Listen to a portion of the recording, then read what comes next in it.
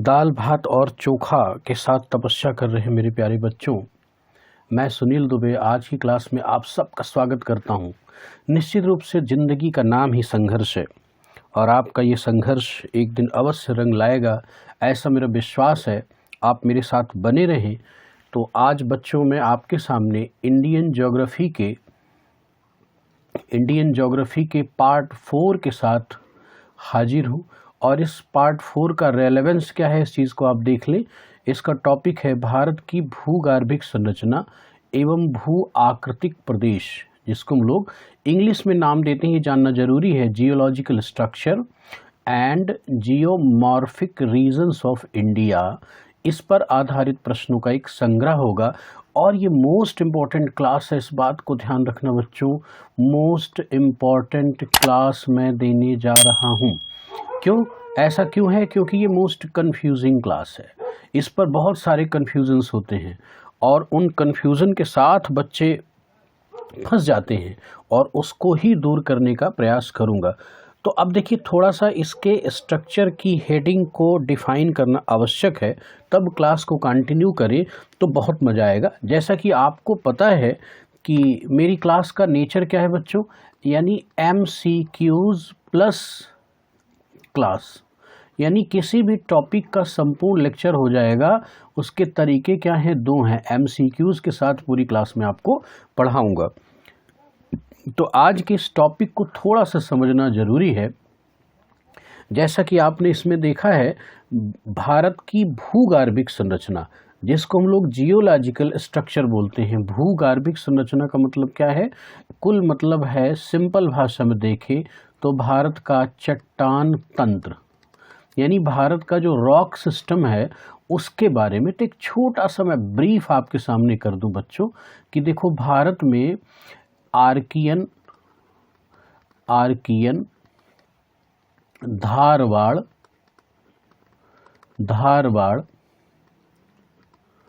कुडप्पा, विंध्यन,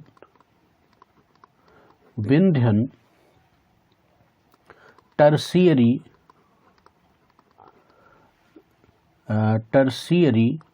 क्रम की सभी चट्टानें यहाँ पर प्राप्त होती हैं। तो इनका सामान्य मतलब क्या है, ये थोड़ा सा जान के तब क्वेश्चन करेंगे तो आपको बड़ा मजा आएगा।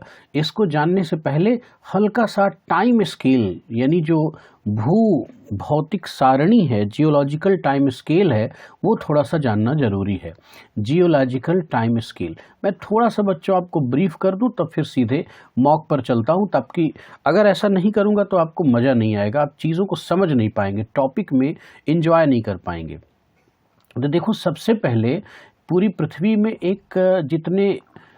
जितने भी आज महाद्वीप देख रहे हैं, सब एक कंबाइंड फॉर्म में थे। एक कंप्लीट भूखंड था, एक विशाल भूखंड था और इस विशाल भूखंड को हमने क्या नाम दिया था? पैंजिया। और ये अवधारणा किसकी है? वेगनर महोदय की। एक बहुत बड़े जियोलॉजिस्ट हुए, उनका नाम था अल्फ्रेड वेगनर। तो वेगनर महोदय ने अपनी संकल्पना दी, जिसका नाम क्या रखा गया? महाद्वीपीय विस्थापन के सिद्धांत में ये सारी टर्मिनोलॉजीज यूज हुई हैं। तो थोड़ा सा उनको समझते हैं। उनकी अवधारणा अभी भी मान्य है, यद्यपि आगे चल के बहुत सारी अवधारणाएं पृथ्वी में इन भूखंडों के जन्म के संदर्भ में आ चुकी हैं, लेकिन इसके संदर्भ में कुछ बातें सीखना आवश्यक है। तो वेगनर ने कहा कि ये सभी भूखंड आपस में सम्मिलित थे और इसे नाम क्या दिया? इसे नाम दिया पैंजिया। ये पैंजिया कार्बोनीफेरस कालखंड में, इसको थोड़ा समझना, मैं भी समझाऊंगा। कार्बोनीफेरस कालखंड में टूटने लगा। इसमें क्या हुई? दरार पड़ गई। तो ये जो आप दरार देख रहे हैं, ये दरार पड़ गई। अब इस दरार पड़ने के बाद क्या हुआ? इसके उत्तर वाले हिस्से को हम लोग लॉरेंसिया या अंगारा लैंड के नाम से जानते हैं। किस नाम से? लॉरेंसिया या अंगारा लैंड। और दक्षिण का ये जो संपूर्ण भूखंड आप देख रहे हैं, ये संपूर्ण भूखंड जो आप देख रहे हैं, इसे हमने क्या नाम दिया था? गोंडवाना लैंड। क्या नाम दिया था? गोंडवाना लैंड। और बीच में देखिए बच्चों ये एक छोटा सा छिछला सा सागरीय क्षेत्र है, इसे हमने क्या नाम दिया था, वेगनर ने दिया था। हमने क्या दिया था, हमने पढ़ा है, तो आप भी पढ़ें, टेथिस, इसका नाम क्या था, टेथिस। अब यहीं से कुछ चीज़ों को समझना है कि आपका इंडिया कहाँ है, यहाँ पर, ये प्रायद्वीपीय भारत है। इसको आप देखिए, ये प्रायद्वीपीय क्या है, भारत है। ये प्रायद्वीपीय भारत इस यूरेशियाई प्लेट से यहाँ पर टकराएगा और यहाँ पर टकराने के बाद उत्तर का मैदानी तंत्र और हिमालय का पर्वतीय तंत्र यहाँ पर निर्मित हुआ और वर्तमान का इंडिया जो आप कुछ इस तरह से देखते हैं वो आपके सामने उपस्थित हो जाएगा।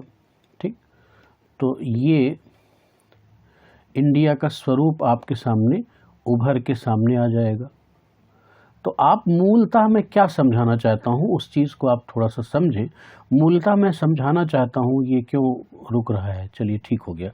मूलतः मैं समझाना चाहता हूँ कि इंडिया का हिस्सा दो है। एक ये इसके नीचे का ये जो हिस्सा है ये प्रायद्वीपीय भारत के नाम से जाना गया और ये उत्तर में बीच का मैदानी क्षेत्र हो गया उत्तर भारत का और ये पर्वतीय क्षेत्र हो गया, हिमालय का तंत्र हो गया।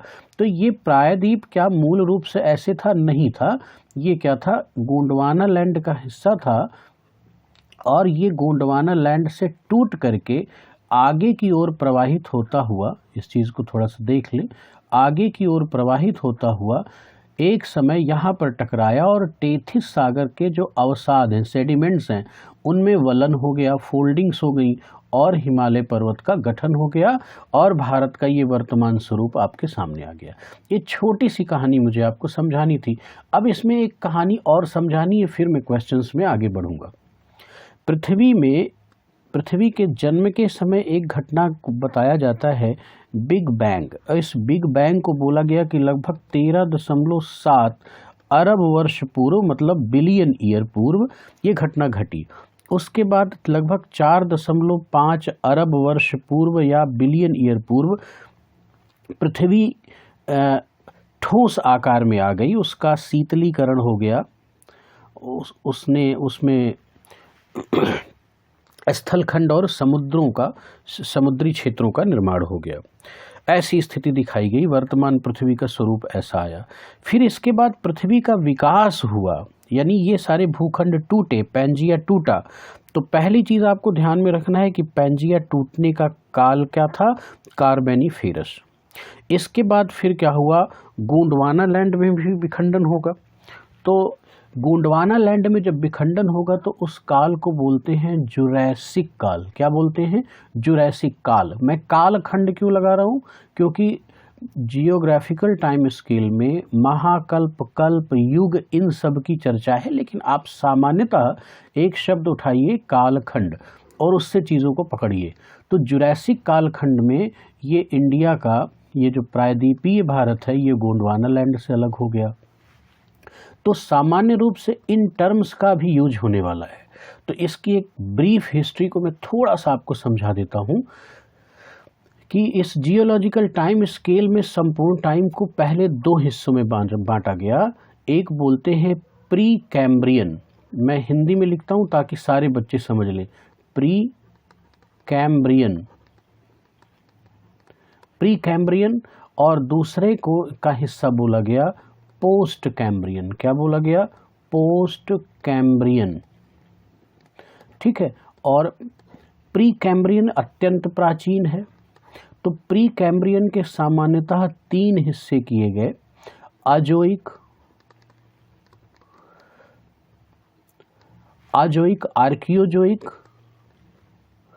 आर्कियोजोइक और प्रोटेरियोजोइक। मैं इससे कोई मतलब नहीं, आप परेशान ना हो। यानी सबसे प्राचीन कालखंड प्री कैम्ब्रियन है, उसके बाद आ गया पोस्ट कैम्ब्रियन। तो ये जो पोस्ट कैम्ब्रियन है ये कुछ हिस्सों में बंट गया। ये क्या हुआ, कुछ हिस्सों में बंट गया। तो देखिए इसका जो डिवीज़न किया गया है वो किस तरह से किया गया है। सबसे पहले कहा गया कि पेलियोजोइक, फिर उसके बाद क्या कहा गया कि मीसोजोइक या मेसोजोइक, फिर उसके बाद क्या कहा गया, सीनोजोइक, फिर उसके बाद क्या कहा गया कि नियोजोइक। अब देखिए पेलियोजोइक को हमने प्राइमरी या प्राथमिक भी कह सकते हैं। प्राथमिक युग या प्राइमरी टाइम पीरियड भी कह सकते हैं। मीसोजोइक को हम क्या कर सकते हैं, सेकेंडरी कहते हैं, सेकेंडरी। सीनोजोइक को हम क्या करते हैं, टर्शियरी कहते हैं, क्या कहते हैं, टर्शियरी। और नियोजोइक को हम क्या कहते हैं, क्वार्टनरी कहते हैं। और क्वार्टनरी का मतलब चतुर्थक, इसका मतलब तृतीयक, और मीसोजोइक का मतलब क्या हुआ, द्वितीयक, और प्राइमरी का मतलब प्राथमिक यानी पेलियोजोइक। अब ये जो पेलियोजोइक कालखंड है ये कई छोटे छोटे हिस्सों में बटेगा, इसके भी कई सारे खंड होंगे, लेकिन आपका एक कालखंड है कार्बोनिफेरस, ये ध्यान में रखना है, कार्बोनिफेरस। और इसके बाद एक शब्द आता है परमियन, क्या आता है, परमियन। ये दो चीज़ें ध्यान रखें। और इसके ऊपर फिर जैसे कि अगर मैं आपको बताऊं तो कैम्ब्रियन, फिर से कैम्ब्रियन है, कैम्ब्रियन, ओर्डोविशियन, डेवोनियन, सेल्यूरियन, है ना। तो इस तरह से कुछ अन्य नाम है, लेकिन अभी आपको केवल यहाँ पर जाना है, इस जगह पर जाना है। दो जगहों को हमने उठा लिया, तो एक कालखंड है हमारा कार्बोनिफेरस और एक कालखंड है हमारा क्या, परमियन। ये दो चीज़ें हमने उठा लिया। इसके बाद सीनोजोइक और मेसोजोइक। एक मेसोजोइक वाले हिस्से को थोड़ा सा आपको समझा देता हूँ। मेसोजोइक ये मुख्यतः 3 हिस्सों में बटा है। इसमें एक को बोलते हैं ट्रियासिक और एक को बोलते हैं क्या, जुरासिक, जुरासिक, और तीसरे को बोलते हैं क्रिटेशियस। क्या बोलते हैं, क्रिटेशियस। ये 3 कालखंडों में बटा है। तो इनमें से इसकी ज़रूरत हमें अभी जुरासिक की पड़ेगी। तो इतनी छोटी सी बात है, इसकी स्क्रीनशॉट ले लीजिएगा और कुछ बातों को समझ लीजिएगा। अब मैं अपने मुख्य मुद्दे पर आता हूँ, यानी जो आज के हमारे MCQs हैं, हम उनकी ओर आगे बढ़ते हैं। तो देखिए बच्चों, पहला सवाल ही क्या है, प्रायद्वीपीय भारत का पर्वतीय तंत्र निम्नलिखित में से किस कालखंड में विकसित हुआ। तो जब भी प्रायद्वीपीय भारत की बात करेगा तो आपको थोड़ा सा ध्यान में रखना है। क्या ध्यान में रखना है, यहाँ पर देख लें कि यानी ये जो हिस्सा आपका है ये क्या है, ये है प्रायद्वीपीय भारत का क्षेत्र, यानी ये है आपका पेनिनसुलर इंडिया। तो इस पेनिनसुलर इंडिया का के जो पर्वत हैं, जैसे कि यहाँ पर अरावली पर्वत श्रृंखला है, यहाँ पर आपको विंध्य पर्वत श्रृंखला मिलेगी, सतपुड़ा मिलेगी, पश्चिमी घाट और पूर्वी घाट की पहाड़ियाँ मिलेंगी। तो इसको पूरा मिला करके क्या बन जाएगा, पर्वतीय तंत्र। तो ये आपको पूछ रहा है कि किस कालखंड में विकसित हुआ है। तो देखिए, अभी मैंने पिछली स्लाइड में आपको बताया था कि एक ज़माना था जब ये सारा भूखंड आपस में एक था, और इसी गोंडवाना लैंड के साथ ये क्या था, इसी गोंडवाना लैंड के साथ आपका प्रायद्वीपीय भारत भी जुड़ा हुआ था। ठीक, तो प्रायद्वीपीय भारत की जो संरचनाएं हैं वो तो बहुत पहले से बनना शुरू हो गई ना। तो इसका मतलब कि ये बिल्कुल श्योर सी बात है कि प्रायद्वीपीय भारत का जो पर्वतीय तंत्र है वो अत्यंत प्राचीन है। तो वो प्री कैम्ब्रियन कालखंड में भी विकसित हुआ और पोस्ट कैम्ब्रियन कालखंड में भी विकसित हुआ। तो इसका सही जवाब क्या होगा, उपर्युक्त दोनों। अब बच्चों ध्यान देखना, यहाँ पर से एक अलाइड क्वेश्चन क्या आएगा कि जो हिमालय का तंत्र है, हिमालय का तंत्र है वो कैसा है। तो वो ध्यान रखना है कि नवीन वलित पर्वत है। कैसा है, नवीन वलित पर्वत है, नवीन वलित पर्वत है। और ये टर्शियरी, टर्शियरी जिसे हम लोग तृतीयक के नाम से जानते हैं, तृतीयक कालखंड, कालखंड जिसे सेनोजोइक के नाम से जाना जाता है, इस कालखंड में इसका जन्म हुआ। किसका, हिमालय का। आगे अभी वहाँ नहीं जाना है कि ओलिगोसीन और मायोसीन, प्लायोसीन कब क्या हुआ, लेकिन ध्यान में रखना है कि सीनोजोइक में हुआ। तो आपको मैंने बताया था कि ये जो सीनोजोइक है, यहाँ पर देख लें, सीनोजोइक किसका पार्ट है, सीनोजोइक किसका पार्ट है, पोस्ट कैम्ब्रियन का। यहाँ देखिए, पोस्ट कैम्ब्रियन का पार्ट है सीनोजोइक। इसका मतलब प्री कैम्ब्रियन तो इससे पहले का है, ये पोस्ट कैम्ब्रियन का हिस्सा हो गया। तो एक बात क्लियर हो गई कि प्रायद्वीपीय भारत का बहुत सारा हिस्सा प्री कैम्ब्रियन कालखंड में भी विकसित हुआ और कुछ हिस्सा पोस्ट कैम्ब्रियन कालखंड में भी विकसित हुआ। तो इसका मतलब इसका सही जवाब क्या होगा? उपर्युक्त दोनों। बच्चों ध्यान रखना है, बिल्कुल हताश नहीं होना, वीडियो को स्किप करके देखने की कोशिश नहीं करना, क्योंकि मैं आपको, मेरा जो लक्ष्य क्या है वो है कि MCQs के साथ लेक्चर दे दूं। इस बात को ध्यान रखिए। संपूर्ण इंडियन ज्योग्राफी में जो फ्लेवर है वो चेंज हो जाएगा अगर आप ये दोनों काम साथ करें, और ये क्रमिक रूप से करना है। कैसे करना है? क्रमिक रूप से करना है। मंकी माइंड से नहीं करना है कि ये टॉपिक छोड़ा वो टॉपिक छोड़ा, जिसमें बच्चों का इंटरेस्ट है वो चीज़ दिया जाए, नहीं। क्योंकि पेपर सदैव संभावित होता है, तो उसमें क्वेश्चन की तैयारी संभावित यानी पॉसिबल सेक्शन से की जाती है। और जब तक आप क्रमिक रूप से किसी चीज़ को समग्र रूप से नहीं पढ़ेंगे तो पॉसिबिलिटीज़ तक नहीं पहुँच पाएंगे। तो इसलिए धैर्य से पढ़िए। अब आइए अगले क्वेश्चन में, निम्नलिखित में से कौन सी चट्टान प्री कैम्ब्रियन कालखंड में विकसित हुई? तो अब ध्यान से एक बात आपको क्लियर हो गई ना कि प्री कैम्ब्रियन पोस्ट कैम्ब्रियन से पहले का है। तो जब हमारा ये प्रायद्वीपीय भारत, ध्यान से देखें, जब हमारा ये प्रायद्वीपीय भारत यानी पेनिनसुलर इंडिया किसका हिस्सा था? गोंडवाना लैंड का हिस्सा था। उसके बाद क्या हुआ? उसके बाद ये पोस्ट कैम्ब्रियन कालखंड के जुरैसिक से ये टूटना शुरू हो गया। जुरैसिक कालखंड से ये टूटना शुरू हुआ। किससे? गोंडवाना लैंड से टूटा। और फिर ये आगे की ओर बढ़ता चला गया, उत्तर की ओर बढ़ता चला गया। मैंने आपको पहली स्लाइड में दिखाया। तो इसका मतलब ये है कि कुछ चट्टानें प्री कैम्ब्रियन कालखंड में बनी होंगी और कुछ चट्टानें पोस्ट कैम्ब्रियन कालखंड में बनी होंगी। तो बच्चों ध्यान से समझना है कि आर्कियन क्रम की चट्टानें सबसे प्राचीन हैं। ये क्या हैं? ये सबसे प्राचीन हैं। इसी ऑप्शन के माध्यम से आपको मैं क्लास भी पूरी करा दूं। सबसे प्राचीन है। ये कब की हैं? जब टेक्टोवॉल्केनिक इरा था, जब पृथ्वी के भूगर्भ से चलने वाली संवहनिक धाराएं थीं और इनके साथ वॉल्केनिक इरप्शन हो रहा था, यानी ज्वालामुखी निकल रहे थे। तो इनके ज्वालामुखी चापों से निर्मित हुआ था क्या? आर्कियन चट्टानें। और ऐसी ज्वालामुखी घटना पूरी पृथ्वी में हुई। पूरी पृथ्वी में चारों तरफ ये घटना घटी और ज्वालामुखी चाप निर्मित हुए। तो देखिए, धरती के अंदर से निकलने वाला जो लावा है वो सीधे जमा, तो इसके सीधे जमाव से जो पहली प्राचीन चट्टान, परत रहित, रवायुक्त ये चट्टान जो निर्मित हुई वो हुई क्या हुई? हमारी आर्कियन चट्टान। तो ये सबसे प्राचीन है। फिर आर्कियन चट्टान का, जब देखिए वायुमंडल में, पृथ्वी के वायुमंडल में बादलों का निर्माण हुआ, पृथ्वी के भूगर्भ से जलवाष्प इत्यादि निकली तो बादल बने। बादल बनने के बाद वर्षा हुई और ये हजारों लाखों वर्षों तक वर्षा जब होती रहेगी तो ये जो आर्क बने हैं, आर्क से ही आर्कियन है, आर्क मतलब चाप, ये इनका अपर्दन हो जाएगा, निछालन होगा और फिर इसका कहीं न कहीं जमाव होगा। तो जो प्रथम अपर्दन और निक्षेपण से जमाव से जो चट्टानों का तंत्र बनेगा वो कहलाया क्या? धारवाड़ चट्टानें।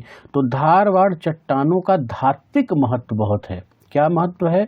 धात्विक महत्व बहुत अधिक है। यानी जितनी भी लोहा, सोना, चांदी इत्यादि धातुएं हैं, ये धातुएं धारवाड़ क्रम में की चट्टानों में पाई जाएंगी। तो इसका मतलब इसका आर्थिक महत्व बढ़ जाएगा। ठीक। और इसके बाद देखें, फिर इसके बाद विंध्यन क्रम, कुडप्पा क्रम, ये सब क्रम की चट्टानें आएंगी और सबसे नवीनतम है गोंडवाना क्रम की चट्टानें। और इसी गोंडवाना क्रम की चट्टानों में कोयला की प्राप्ति होगी। किसकी? कोयला की प्राप्ति होगी। तो इस सवाल को देखिए जरा कि निम्नलिखित में से कौन सी चट्टानें प्री कैम्ब्रियन काल की हैं? तो प्री कैम्ब्रियन में आर्कियन है, धारवाड़ है, और इसका मतलब कि इसका जो सही जवाब होगा, यहाँ पर लिखा है उपर्युक्त दोनों, तो इसका सही जवाब होगा सी, क्योंकि गोंडवाना क्रम की चट्टानें बिल्कुल नवीनतम है, यानी पोस्ट कैम्ब्रियन काल की है। नवीनतम इन द सेंस कि पोस्ट कैम्ब्रियन काल की है। कब की है? पोस्ट कैम्ब्रियन की है। तो इसका मतलब ये प्री कैम्ब्रियन की नहीं है। तो इसका सही जवाब क्या होगा? सी। तो आइए अगले क्वेश्चन की ओर आगे बढ़ते हैं। अभी मैंने पिछली स्लाइड में आपको कुछ विवरण दिया था, उसी पर आधारित ये प्रश्न है। बहुत प्यारा प्रश्न है, बहुत कम समय में निकल आएगा। सोना, चांदी, तांबा, लोहा जैसी धात्विक चट्टानों की प्राप्ति निम्नलिखित में से किस प्रकार की चट्टानों में होती है? तो मैंने बताया कि गोंडवाना क्रम में कोयला होगा। क्या होगा? कोयला। आर्कियन क्रम में सब कुछ मिक्स फॉर्म में है, इसलिए इसको अलग अलग नहीं कर पाते हम लोग। धारवाड़ क्रम में ये जितने भी धात्विक चट्टानें हैं इनकी प्राप्ति कहाँ होती है? धारवाड़ क्रम में, इसीलिए इसका आर्थिक महत्व बहुत अधिक है। अभी हम लोग देखेंगे कुडप्रा क्रम की चट्टानों में क्या है, जैसे कि आधात्विक, जितनी भी आधात्विक चट्टानें हैं, आधात्विक का अर्थ क्या हो सकता है? जैसे चूना पत्थर इत्यादि, इनकी प्राप्ति कहाँ होगी? कुडप्पा क्रम की चट्टानों में। लेकिन धारवाड़ क्रम की चट्टानों में सोना, चांदी, तांबा, लोहा जैसी धात्विक चट्टानों की प्राप्ति होती है। तो इसका सही आंसर क्या होगा? सी। सॉरी, सी। अब आगे बढ़ें। निम्नलिखित में से कौन से चट्टानी तंत्र नवीनतम है? अब यहाँ पर फोकस क्या करना है? नवीनतम। अब बच्चों मैंने पिछली स्लाइड्स में थोड़ा डीप लेक्चर क्यों दिया? क्योंकि अब आसानी से आप उन सवालों को निकाल के आगे बढ़ते चले जाएंगे। तो देखिए, धारवाड़, कुडपा, विंध्यन, ये आपकी क्या है? ये प्राचीन चट्टानें हैं। जो नवीनतम चट्टानें हैं वो कौन सी हैं? गोंडवाना क्रम की चट्टानें। तो इसका सही जवाब क्या होगा? डी। ये क्या मानी जाएगी? ये नवीनतम चट्टानी तंत्र है और इससे ही कोयले की प्राप्ति होती है। किसकी प्राप्ति होती है? कोयले की प्राप्ति होती है। तो आगे चलते हैं हम लोग। इनकी तुलना में ये नवीनतम है। अब आगे हम लोग बढ़ते हैं। बेसाल्ट युक्त दक्कन का लावा पठार का निर्माण हुआ। बेसाल्ट युक्त दक्कन का लावा पठार का निर्माण हुआ। अब देखिए, यानी ये है प्रायद्वीप, यानी इंडियन पेनिनसुला। इस इंडियन पेनिनसुला में ये महाराष्ट्र से लेकर के ये जो पूरा हिस्सा है, इसे हम क्या नाम देते हैं? दक्कन का पठार। क्या नाम देते हैं? दक्कन का पठार। और इसमें महाराष्ट्र और कर्नाटक को हम मिला दें तो इस क्षेत्र में दक्कन ट्रैप प्राप्त होता है। क्या प्राप्त होता है? दक्कन ट्रैप। और यहाँ पर काली मिट्टी प्राप्त होती है, इसे हम लोग कपासी मिट्टी के नाम से भी जानते हैं। तो दरअसल इसका निर्माण कैसे हुआ है? बेसाल्ट युक्त चट्टानों के अपरदन से हुआ है। तो पूछा क्या जा रहा है कि इसका निर्माण हुआ है किस युग में? तो बच्चों बहुत ध्यान से समझना है, इसका निर्माण हुआ है क्रिटेशियस युग में। और ये क्रिटेशियस युग क्या है, इस चीज़ को समझ लें। जैसे मैंने आपको पोस्ट कैम्ब्रियन बताया था। क्या बताया था? पोस्ट कैम्ब्रियन कालखंड।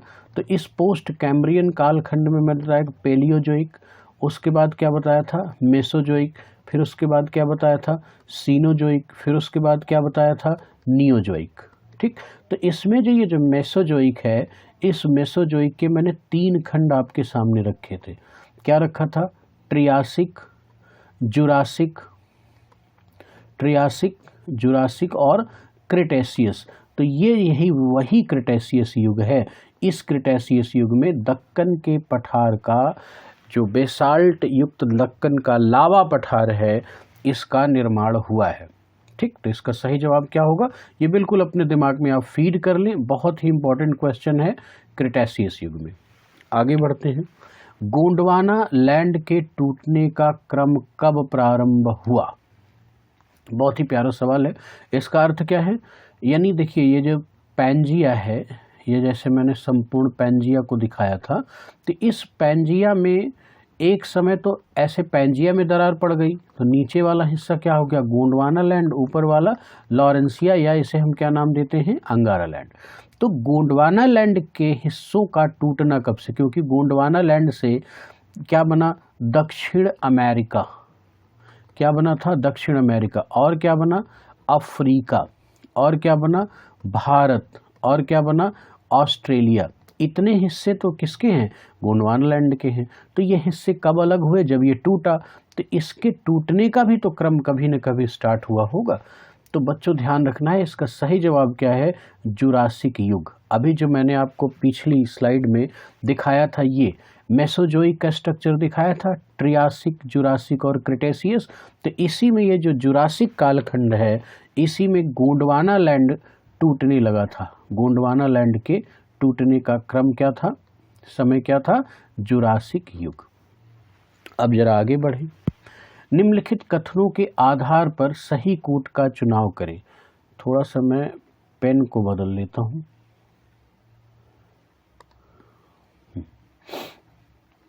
तो देखिए कथन क्या है, गोंडवाना क्रम की चट्टानों से कोयले की प्राप्ति होती है। तो ये बात तो सही है। गोंडवाना क्रम का भी मैंने आपको पिछली स्लाइड में कई बार ये बात स्पष्ट किया कि गोंडवाना क्रम की चट्टानों से क्या प्राप्त होता है, हमें कोयला प्राप्त होता है। ठीक है, आगे पढ़ते हैं।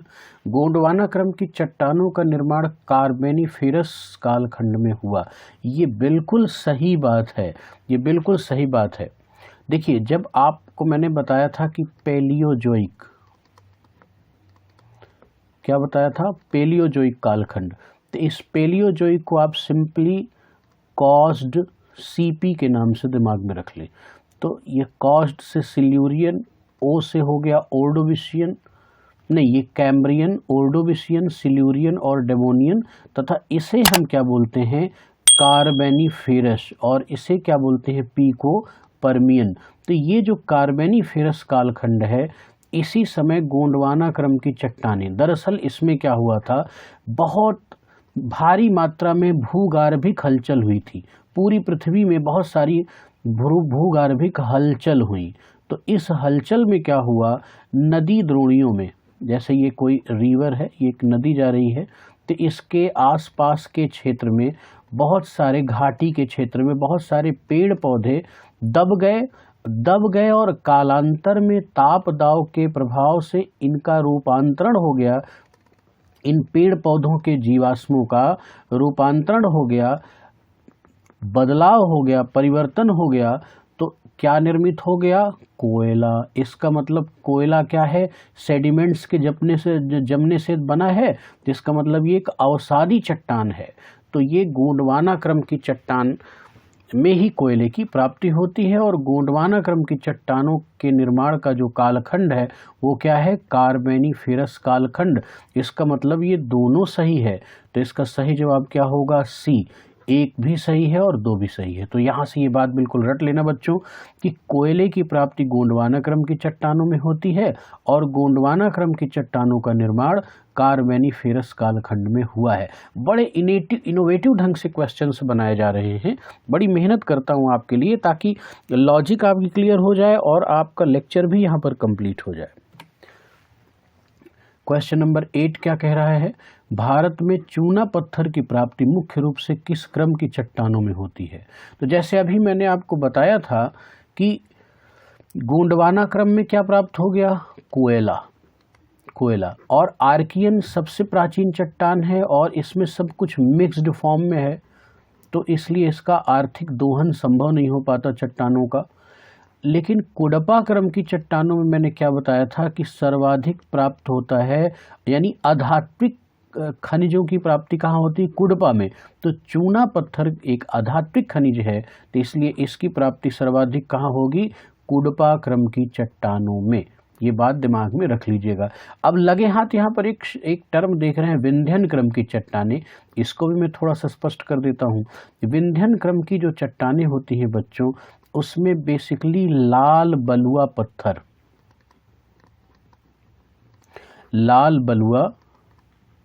पत्थर, मोरंग, डोलोमाइट, सीडेराइट, ऐसे तत्व जिनका उनका उपयोग भवन निर्माण सामग्री में किया जाता है, इनकी प्राप्ति विंध्यन क्रम की चट्टानों से होती है। तो कुडपा क्रम की चट्टानों से मूलतः क्या होगा, चूने की प्राप्ति होती है, यानी चूना पत्थर की प्राप्ति मुख्यतः कुडपा क्रम की चट्टानों से होती है। अगले सवाल की ओर आगे बढ़ें। क्वेश्चन नंबर 9 क्या कहता है। अब देखिए अभी तक इस स्लाइड तक आपको एक बात क्लियर हो गई कि इस स्लाइड तक आपको क्या क्लियर हो गया, भूभौतिक संरचना यानी जियोलॉजिकल स्ट्रक्चर। आपका जियोलॉजिकल स्ट्रक्चर से रिलेटेड ये 7-8 क्वेश्चन आपके रहे। अब हम लोग क्या देखेंगे कि जियोमॉर्फिक रीजन क्या है, यानी भारत को कुल कितने भागों में विभाजित किया गया है, इससे संबंधित सवाल है। तो पहला सवाल ही क्या कह रहा है, एकदम फैक्चुअल है कि भारत को कुल कितने भू आकृतिक प्रदेश जियोमॉर्फिक रीजन में बांटा गया है। तो बच्चों देखते हैं, पहले मैं आपको समझा दूं। देखिए भारत का ये उत्तर भारत का ये है पर्वतीय तंत्र। ये क्या है? उत्तर और पूर्व का ये पर्वतीय तंत्र, यानी ये हिमालय का विकास है। ठीक, तो एक बात तो ये हो गई।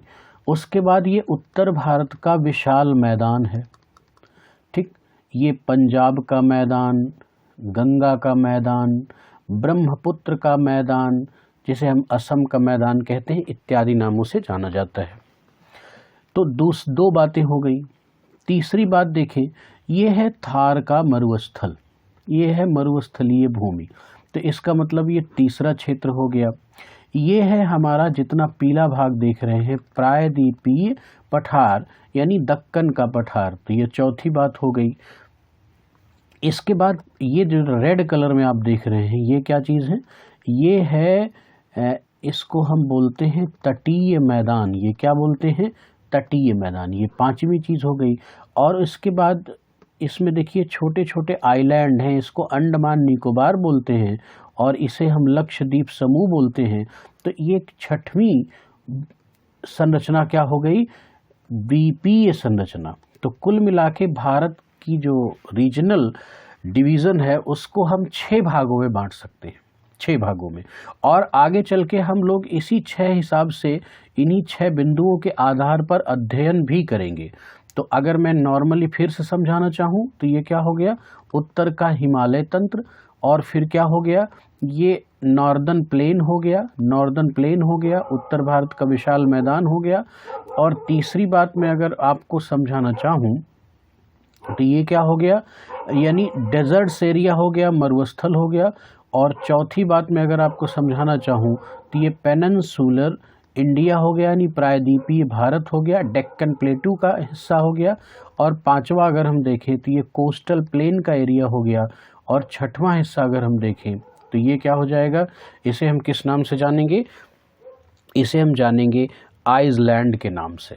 तो इस तरह से इसका सही जवाब क्या होगा? 6। बच्चों देखो थोड़ा सा धैर्य रखना है, आप ये मत समझना कि सर बहुत टाइम ले रहे हैं। क्यों? क्योंकि मेरा उद्देश्य क्या है कि MCQs प्लस लेक्चर, मैं बार बार ये बात समझा रहा हूँ यानी MCQ कराते हुए आपको लेक्चर देना है, यानी क्लास के साथ साथ MCQ या MCQ के साथ आप क्लास को कंटिन्यू करें। इसलिए मैं हर पॉइंट को धैर्य से आपके सामने रखता हूं। मेरा उद्देश्य नहीं कि मैं 100 सवाल आपको कराऊं एक लेक्चर में, नहीं। मेरा उद्देश्य है कि मैं 10, 12, 13 सवाल कराऊं और उसके परिप्रेक्ष्य में आपको कॉन्सेप्ट भी डेवलप करवाऊं। इसी उद्देश्य से टाइम लगेगा। तो इसका सही जवाब क्या है? 6। ध्यान रखना है बच्चों, कई जगह पर 4 मिलेगा, लेकिन ये विवादित सवाल हो सकता है।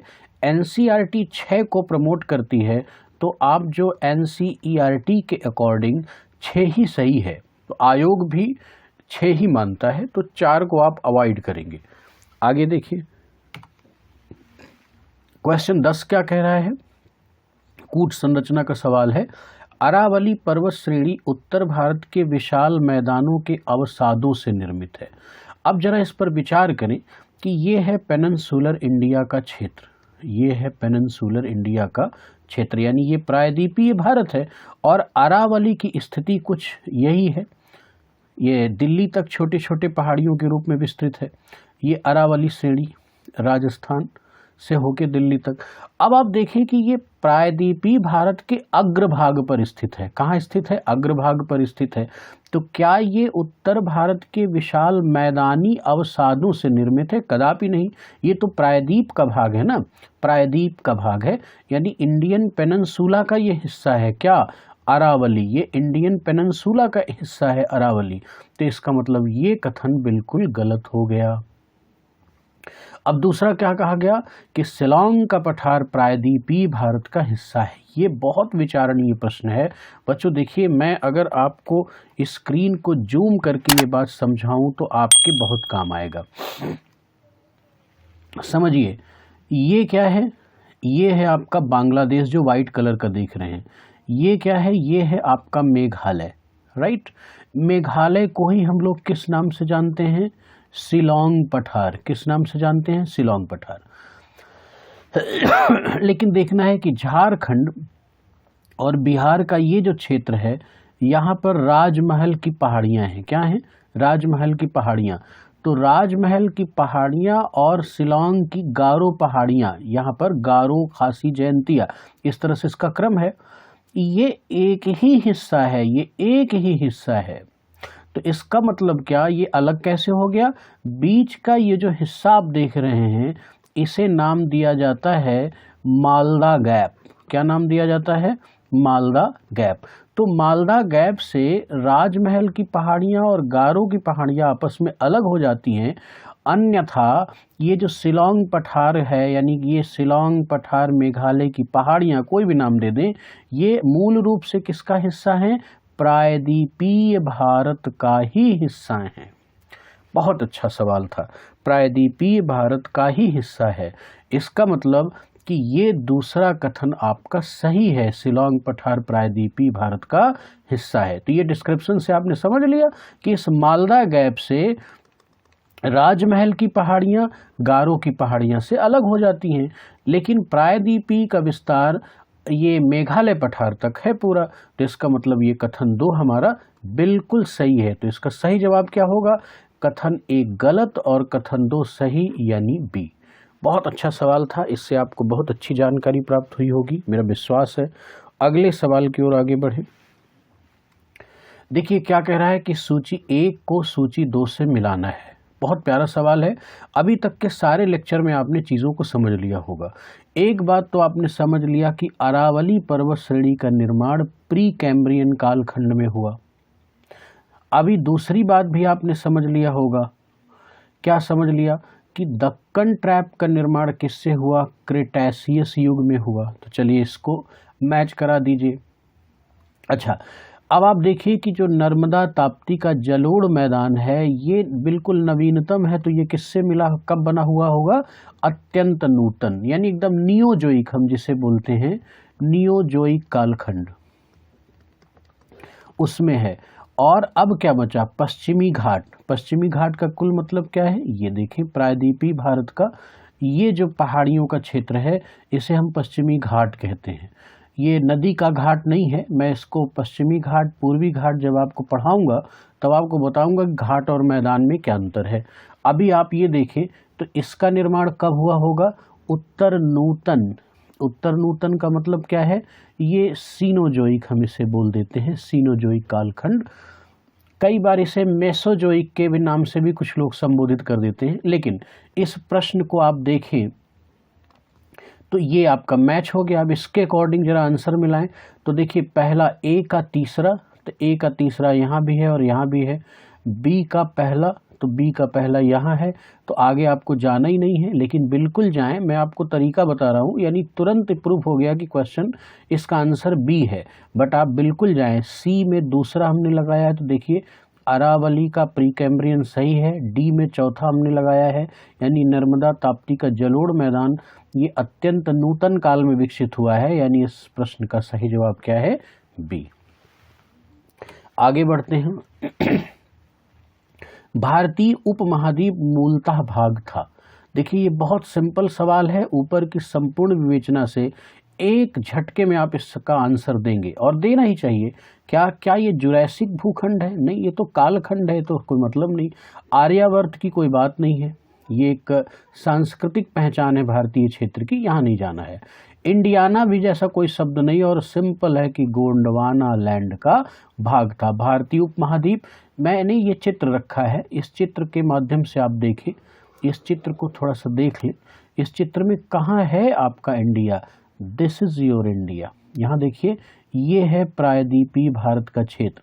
यही गोंडवाना लैंड से टूट करके और एक समय उत्तर की ओर बढ़ता हुआ टेथिस के अवसादों से टकरा करके आज वर्तमान स्थिति को प्राप्त हुआ है।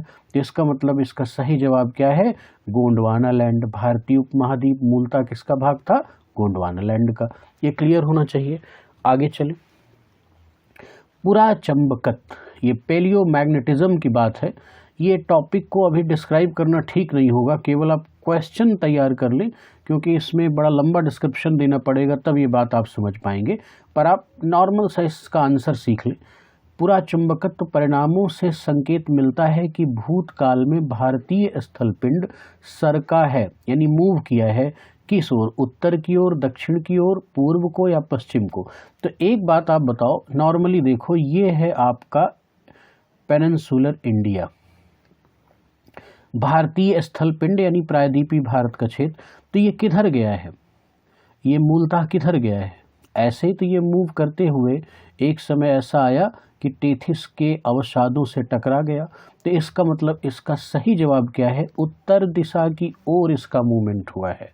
अब ये पूरा चुंबकत्व क्या है, पेलियोमैग्नेटिज्म क्या है, ये अभी मैं इसकी चर्चा नहीं करूंगा, लेकिन नॉर्मली इस क्वेश्चन को देख लें कि भारतीय स्थल पिंड किधर की ओर सरका, उत्तर की ओर, क्योंकि इसके डिस्क्रिप्शन में बड़ा टाइम लगेगा।